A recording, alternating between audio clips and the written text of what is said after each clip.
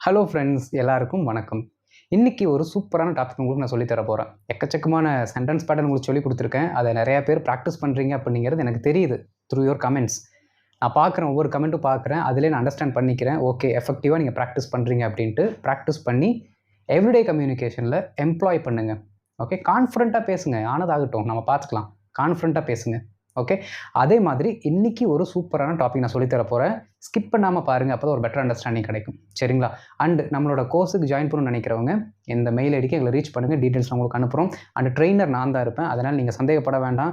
ஏன்னா ஒரு சிலருக்கு ஒரு டவுட் இருக்கலாம். என்ன அப்படின்னா, டேவிட் அண்ட் மைஸை நம்மளை வர வச்சுட்டு வேற யாராச்சும் ட்ரெயினர் போட்டு நடத்திடுவானோ அப்படின்னு ஒரு டவுட் இருக்கலாம். நீங்கள் அந்த டவுட் வேண்டாம். நான் தான் உங்களுக்கு டீச் பண்ணுவேன். ஓகே, இன்கேஸ் நம்ம கோர்ஸில் நீங்கள் ஜாயின் பண்ண விரும்பினா அந்த மெயில் ஐடிக்கு எங்களை தொடர்பு கொள்ளுங்க. அண்டு இதுதான் நீங்கள் நம்ம சேனலுக்கு ஃபஸ்ட் டைம் வந்திருக்கீங்கன்னா மறக்காமல் சப்ஸ்கிரைப் பண்ணிட்டு பெல் பட்டனை கிளிக் பண்ணி வச்சுக்கோங்க.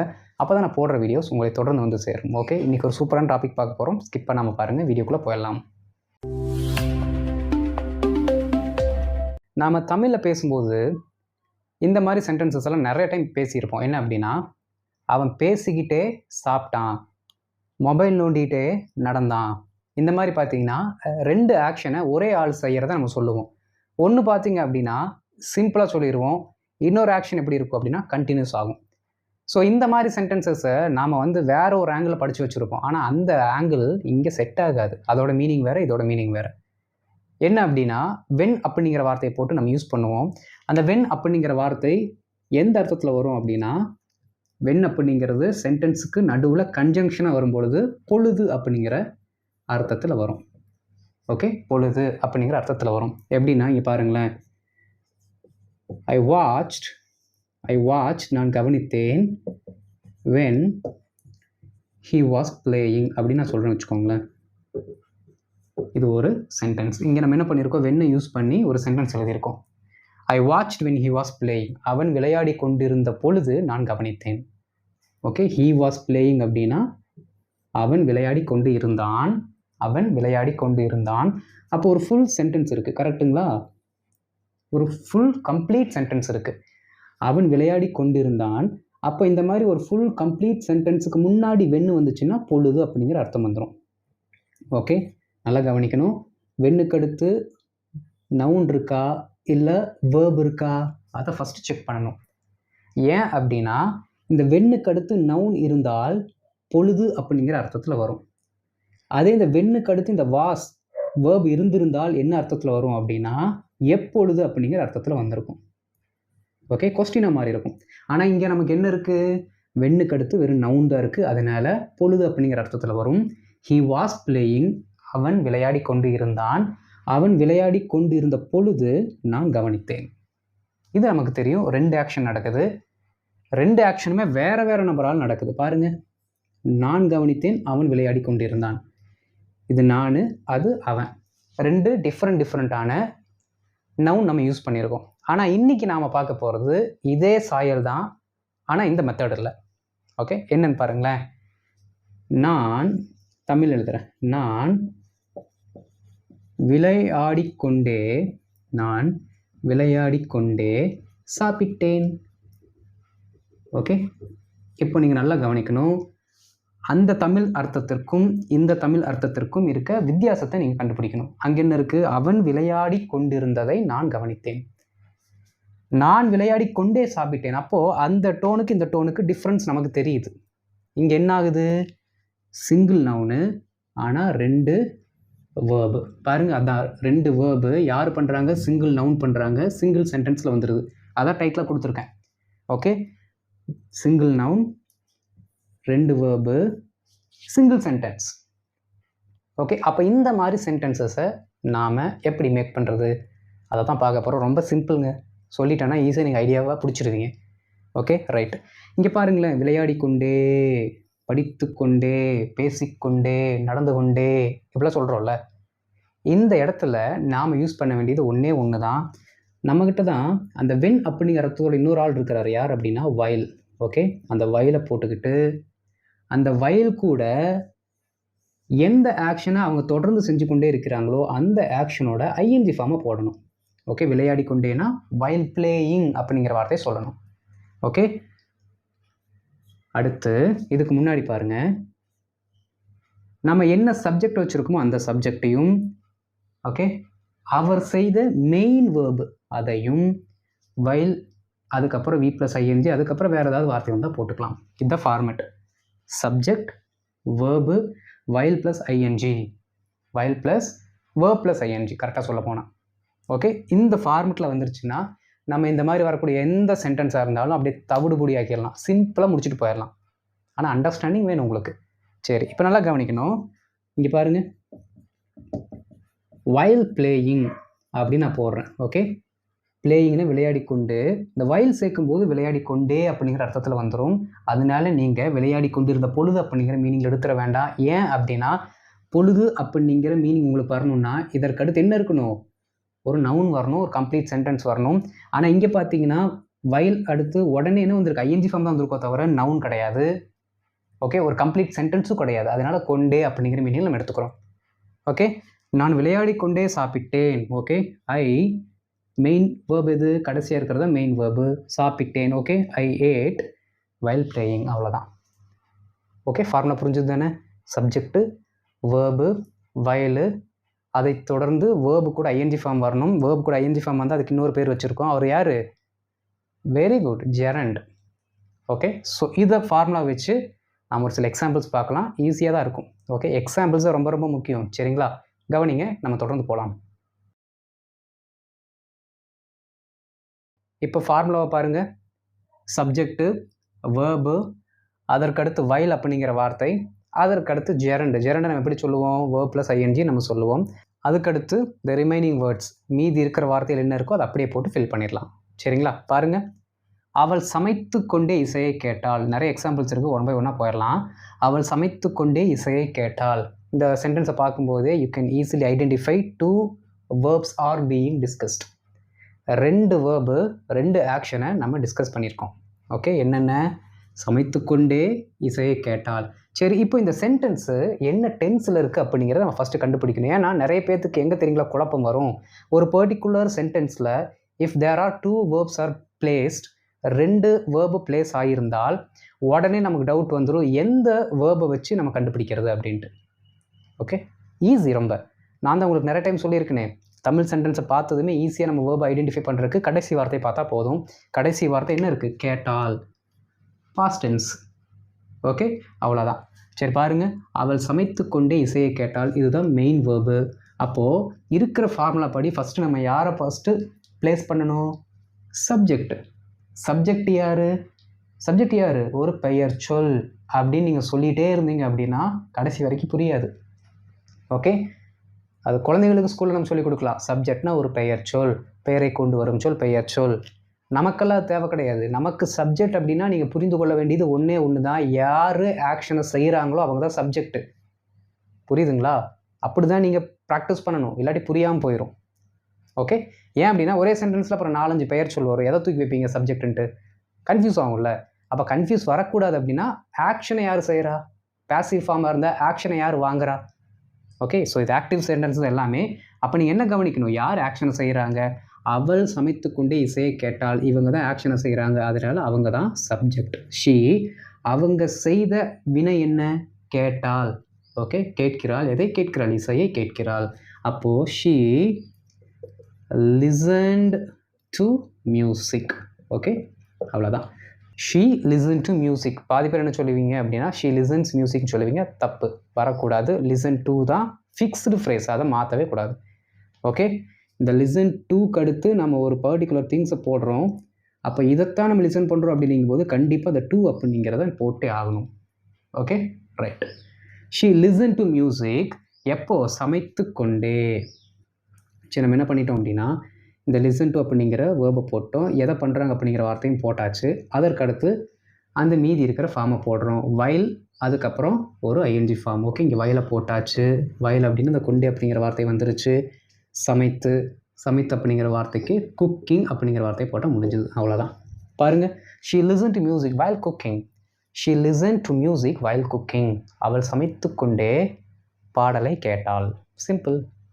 அடுத்து பாருங்கள், அவன் டிவியை பார்த்து கொண்டே நடன பயிற்சி செய்கிறான். நடன பயிற்சி செய்கிறான். ஓகே, செய்தான்னு போல் செய்கிறான். அப்போ ப்ரெசண்ட். ரொம்ப சிம்பிள். ஆக்ஷன் செய்கிறது யார்? அவன். அப்போ ஹீ நடன பயிற்சி செய்கிறான். ஓகே, அப்போ ஹீ ப்ராக்டிசஸ். ஓகே, எஸ்இஎஸ்ன்னு போட்டிங்கன்னா பிரிட்டிஷ் இங்கிலீஷ், சிஇஎஸ்ன்னு போட்டிங்கன்னா அமெரிக்கன் இங்கிலீஷ். நீங்கள் எந்த துறையில் எந்த கம்பெனிக்கு வேலை செய்ய போகிறீங்களோ இல்லை எந்த நாட்டுக்கு போக போகிறீங்களோ அதற்கேற்ற லாங்குவேஜ் பேட்டர்னை தான் நீங்கள் ப்ராக்டிஸ் பண்ணிக்கணும் ஸ்பெல்லிங்ஸை பொறுத்த வரைக்கும். ஓகே, பிரிட்டிஷ் இங்கிலீஷ் நல்லா கற்றுக்கிட்டு அமெரிக்கன் கம்பெனிக்கு வேலை செய்ய போனீங்க அப்படின்னா அங்கே நிறைய தப்பு வரும்.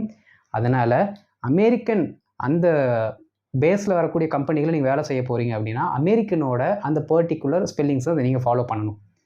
இல்லை அமெரிக்கன் இல்லாமல் நான் மற்ற இடத்துல இருக்க சாதா கண்ட்ரீஸில் ஒர்க் பண்ண போகிறோம் அப்படின்னா பிரிட்டிஷ் தான் perfect one. Okay, right. He practises எதை? நடன பயிற்சி செய்கிறான். He practises dance. Okay, he practises dance எப்போ?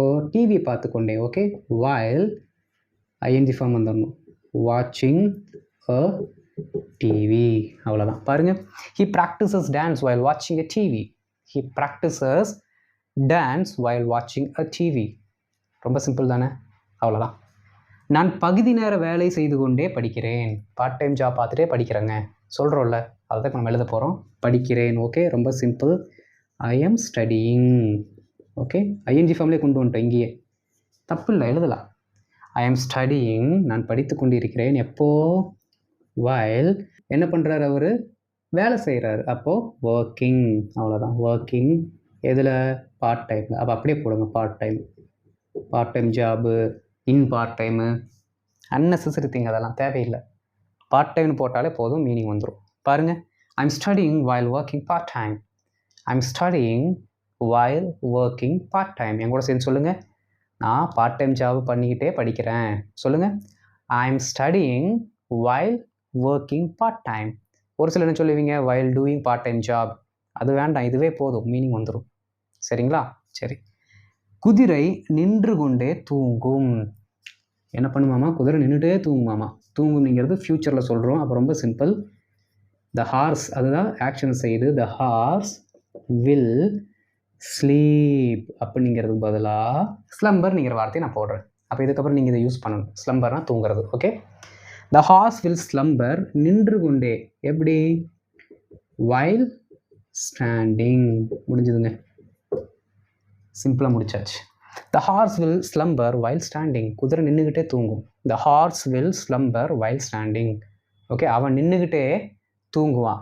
ஹீ வில் ஸ்லீப், இல்லாட்டி he will slumber while standing. He will slumber while standing. Simple தானே? அவ்வளோதான். இந்த பர்டிகுலர் நவுனை ஆக்ஷனை மட்டும் மாற்றுறீங்க, புது புது சென்டென்ஸ் உங்களுக்கே கிடச்சிரும். ரைட்.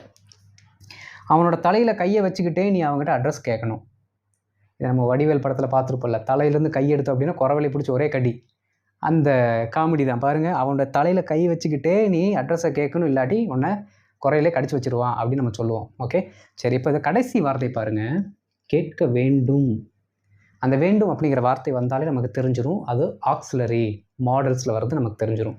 இப்போ ஷுட்டு, மஸ்ட் எது வேணால் போட்டுக்கலாம். நான் மஸ்ட் அப்படிங்கிற வார்த்தையை போடுறேன். ஓகே, அவனுடைய தலையில் கை வைத்து கொண்டே நீ அட்ரஸை கேட்க வேண்டும். ஓகே, யார் கேட்கணும்? நீ தான் கேட்கணும். அப்போ you must ask for an address. Okay, ask for an address. நல்லா கவனிக்கணுங்க.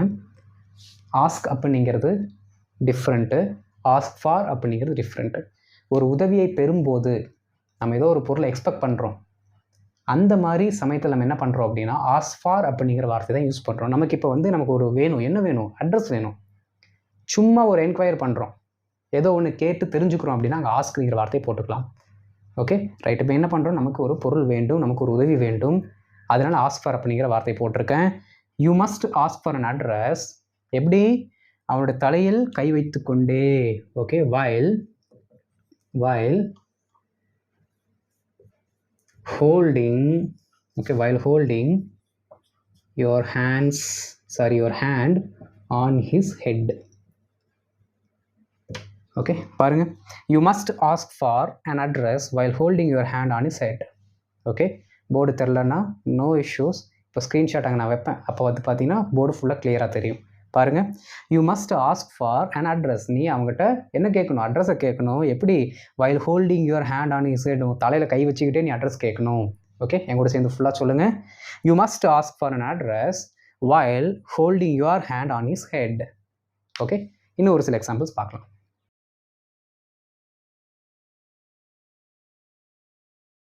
இப்போ அடுத்து நாம் என்ன பார்க்க போகிறோம் அப்படின்னா, ஒருத்தர் 2 ஆக்ஷனும் செய்கிறாரு.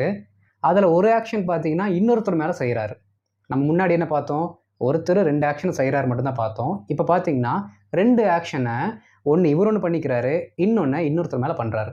அதுக்கு பார்த்தீங்க அப்படின்னா ஒரு எக்ஸாம்பிள் பார்த்தோம்னா புரிஞ்சிடும். என்னை முறைத்து கொண்டே அவர் உள்ளே சென்றார். இந்த சென்டென்ஸில் அவர் உள்ளே சென்றார், இந்த பர்டிகுலர் ஆக்ஷன் அவர் செய்கிறாரு. என்னை முறைத்து கொண்டே, அப்போ இந்த முறைத்து கொண்டே அப்படிங்கிற இந்த ஆக்ஷனை என் மேலே செய்கிறாரு. அப்போ 2 நவுன் வராங்க. அப்போது மெயின் ஆக்ஷனை செய்கிற அவர் இருக்கிறார்ல, அவர் தான் யார் அப்படின்னா ஃபஸ்ட்டு வரக்கூடிய சப்ஜெக்ட். யார் மேலே அந்த ஆக்ஷனை செய்கிறாரோ அவர் அப்ஜெக்டிவ் ப்ரொனவுன். அப்ஜெக்டிவ் ப்ரொனவுன் யார்? Him, her, them, us, you, இவங்க எல்லாமே அப்ஜெக்டிவ் ப்ரொனவுன்.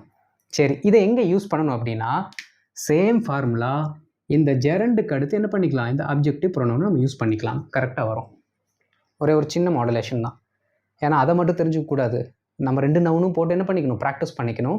ஸோ அந்த ஸ்லைடு சிங்கிள் நவுனு, இங்கே 2 நவுன். வரலாங்களா? பாருங்கள், என்னை முறைத்து கொண்டே அவர் உள்ளே சென்றார். ஓகே, இந்த முறைத்து கொண்டே அதுக்கு முன்னாடி இருக்க நவுனு இதை விட்டுட்டு மீதி இருக்க சென்டென்ஸ் அப்படியே தூக்கி எழுத போகிறோம். எழுதலாங்களா? அவர் உள்ளே சென்றார். அவர் உள்ளே சென்றார். ரொம்ப சிம்பிள். சப்ஜெக்ட் யார்? அவர். He went inside. அவ்வளோதான். He went inside. அவர் உள்ளே சென்றார். என்னை முறைத்து கொண்டே, ரொம்ப சிம்பிள். வைல் ஸ்டாரிங் அப்படிங்கிற வார்த்தையை யூஸ் பண்ணணும். Okay, staring at me. அவ்வளோதான். பாருங்கள், he went inside while staring at me.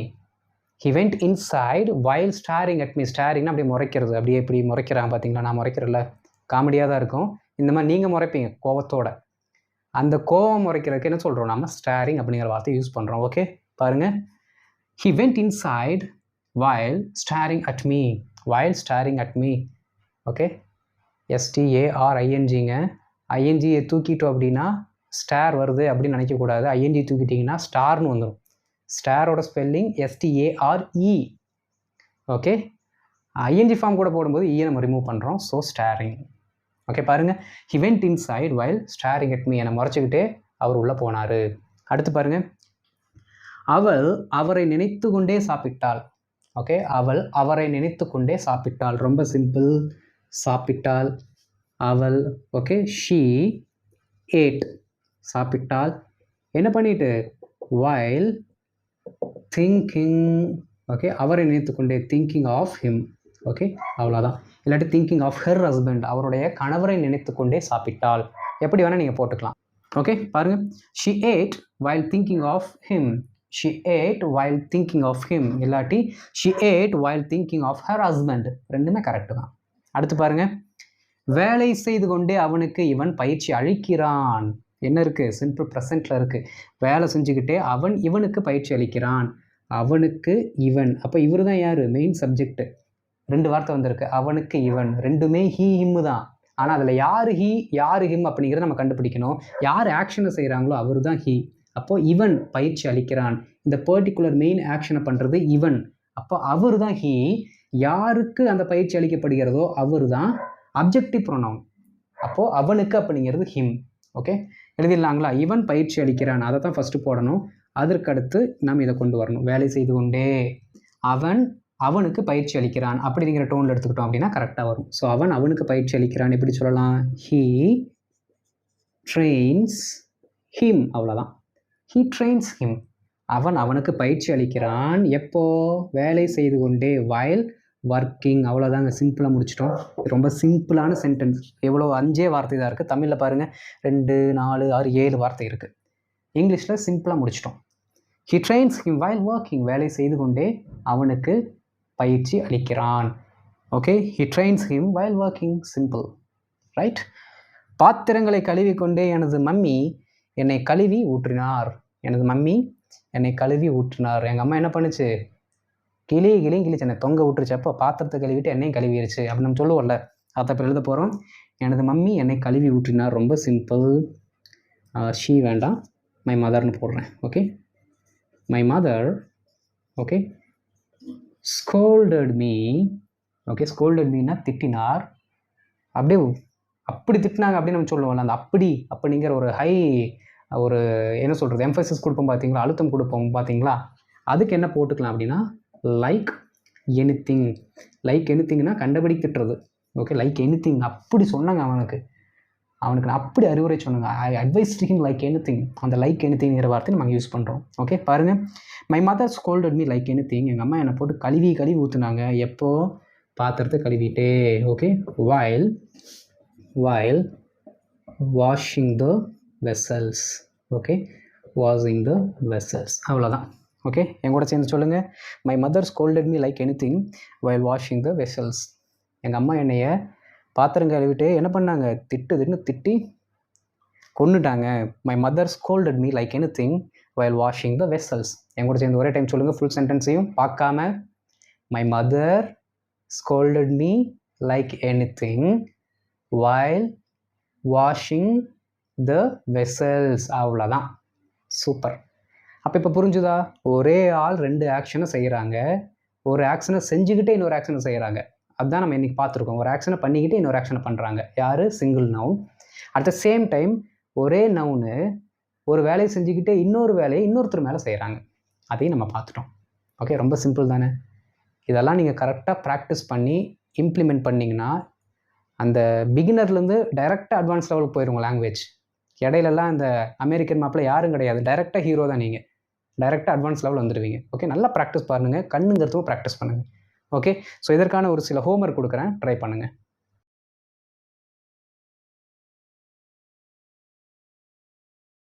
இப்போ ஹோம்ஒர்க். நான் நின்று கொண்டே பாடம் கற்பிக்கிறேன். ஓகே, சப்டைட்டில்ஸ் பார்த்து கொண்டே ஆங்கிலம் படம் பார்த்தேன்.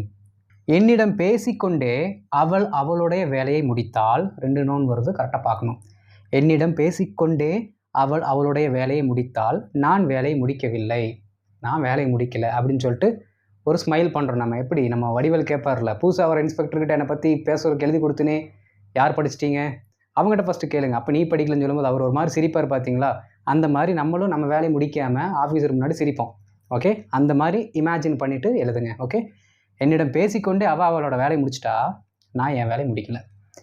குளித்து கொண்டே அனைத்து பாடல்களையும் நான் பாடுவேன். குளிச்சுட்டு இருக்கும்போதே எல்லா பாட்டும் நான் பாடுவேன். ஓகே, அது கரெக்டு தான். குளிக்கும்போது நம்மளோட மைண்டு பார்த்திங்கன்னா பயங்கரமாக ஒர்க் பண்ணும். நிறைய கான்செப்ட் பார்த்திங்கன்னா குளிக்கும்போதே எனக்கு தோணும். அரைகுறையாக குளிச்சுட்டு வேகமாக ஓடி வந்து எழுதுனா தான் என் மனசு சாந்தி அடையும். இல்லாட்டி அதை யோசிச்சுக்கிட்டே இருப்பேன். உடனே என்ன பண்ணுவேன்? வந்துட்டு தலை கூட ஒழுங்காக துடைக்காமல் அந்த கான்செப்ட் எழுதி வச்சுட்டு அதுக்கப்புறம் தான் பார்த்திங்கன்னா நான் ஃபுல்லாக ரெஃப்ரெஷ் ஆவேன். குளிக்கும்போது பார்த்திங்கன்னா மைண்ட் அப்படி வேலை செய்யும். ஓகே, சரி பாருங்கள். குளித்து கொண்டே அனைத்து பாடல்களையும் நான் பாடுவேன். அடுத்து, என்னோட அக்கா மிக்சர் சாப்பிட்டு கொண்டே என்னிடம் பிஸ்கெட் கேட்டாள். மிக்சர் சாப்பிட்டு எங்கிட்ட பிஸ்கெட் கேட்டாள். அப்போது மெயின் வேர்ப் எப்படி கண்டுபிடிப்பீங்க? கடைசி வார்த்தை எல்லாமே உங்களுக்கு தெரியும், சொல்லி கொடுத்துருக்கேன். ஓகே, அதை பேஸ் பண்ணி கரெக்டான ஆன்சர்ஸை கண்டுபிடிச்சி கமெண்ட் பண்ணுங்கள். பார்த்துட்டு உங்களுக்கு நான் ஆன்சர் பண்ணுறேன். ஓகே, அண்ட் இந்த வீடியோ உங்களுக்கு பிடிச்சிருந்துச்சின்னா லைக் பண்ணுங்கள், ஷேர் பண்ணுங்கள், மற்றவங்க தெரிந்து கொள்ளட்டும். அண்ட் இதுதான் நம்ம சேனல் நீங்கள் ஃபஸ்ட் டைம் வந்திருக்கீங்கன்னா உங்களோட சப்ஸ்கிரிப்ஷன் என்னை என்கரேஜ் பண்ணுற ஒரு டூல். ஸோ மறக்காமல் சப்ஸ்கிரைப் பண்ணிட்டு பெல் பட்டனை கிளிக் பண்ணி வச்சுக்கோங்க. அப்போ தான் நான் போடுற வீடியோஸ் உங்களை வந்து சேரும். ஓகே, அடுத்த வீடியோ உங்களை பார்க்குறேன். நல்லா ப்ராக்டிஸ் பண்ணுங்கள். ஓகே, ஒரு நாள் ரிவிஷன் வைக்கிறேன். ரிவிஷனில் இது எல்லாத்தையும் ஒட்டுமொத்தம் என்ன பண்ணிடலாம், நம்ம ரிவைஸ் பண்ணிடலாம். ஓகே, அடுத்த வீடியோவில் பார்க்குறேன். தேங்க்யூ.